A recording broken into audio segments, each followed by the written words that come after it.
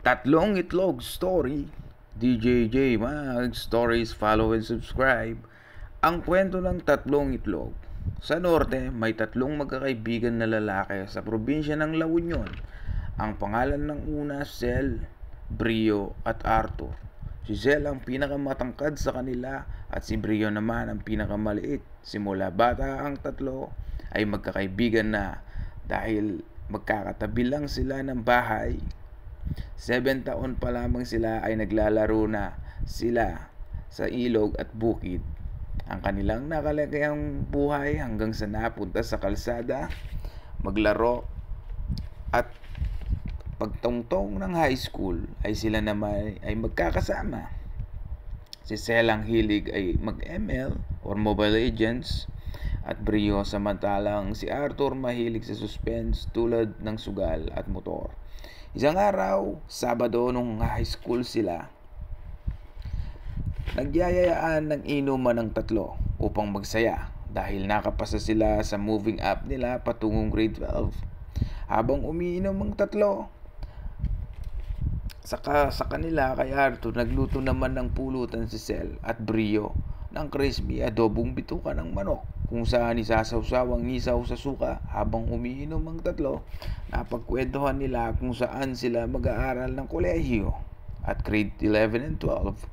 Sa madaling salita, nakapagkasunduan ng tatlo na iisang paaralan nilang sila upang magsama-sama silang muli. Samantalang si Brio ay nagsabing, Tol, sa kolehiyo, anong kukuhanin nyo ni Cel? Ika niya kay Arthur. Sumagot si Cel, ako, Tol, baka bumbero. Sumagot naman tong si Arthur, baka ako ang inhero.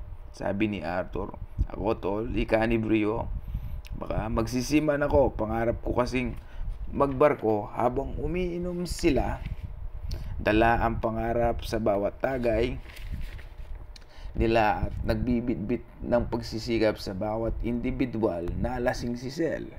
Ang sabi niya, basta mga tol, kung papalarin tayong yumaman, ay tutulong tayo sa mga mahihirap at may kapansanan upang tayo'y naman makapamahagi ng ating kayamanan. Sa madaling salita, nag-graduate na sila ng grade 12. Upang magbigay pasasalamat, naghanda ang bawat tropa ng kanilang salo-salo.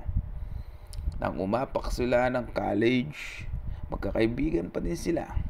Tulad ng nakagawian, pagbakante ang bawat isa, ay iinom sila. Isang araw ng Biyernes, second year college na ang tatlo. Gumimik sila sa bayan, nag-inom sila sa isang bar sa bayan. Habang nag-iinom sila sa harapan nilang bar, may riot ng mga kabataan din na nag-iinom. Habang nag-aaway ang mga ito, tahimik lang nanonood ang tatlo. Pagkatapos ng riot, may napalo ng bote sa ulo, may napalo ng upuan. Upang makatulong naman itong tatlo, ika nga ni Cel, tulungan natin ang nasaktan. Total wala na din ang mga kaaway nila. Tinulungan nila yung tatlo.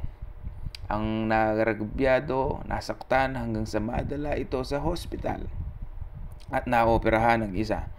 Nung malaman ng isa na may tumulong sa kanyang tatlong tao, agad nitong tinanong ang kasama, sino yung tatlong itlog na tumulong sa atin? Tanong niya. Kasama niya, di ko kilala, pero yung isa ay namumukhaan ko, taga kalapit na barangay. Baka bukas na bukas, puntahan natin paglabas mo. Magbigay tayo ng pasasalamat kung gusto mo, ika ng isa. At sabi naman ng napuruhan, sige, pupuntahan natin, magbigay tayo ng pasasalamat sa kanya. Etong tatlong tao na to na nagligtas ng buhay natin, kailangan natin makita sila at magbigay ng pasasalamat. Nang iwan sila ng 25k na pasasalamat, nung nakita niya ang tatlong sinasabi nilang tatlong itlog na tumulong sa kanila na nagdala sa hospital, ang sabi ng nasaktan, maraming salamat, utang ko sa inyo ang buhay ko. Hindi ko alam ang pangalan nyo, kaya tinawag namin kayong tatlong itlog.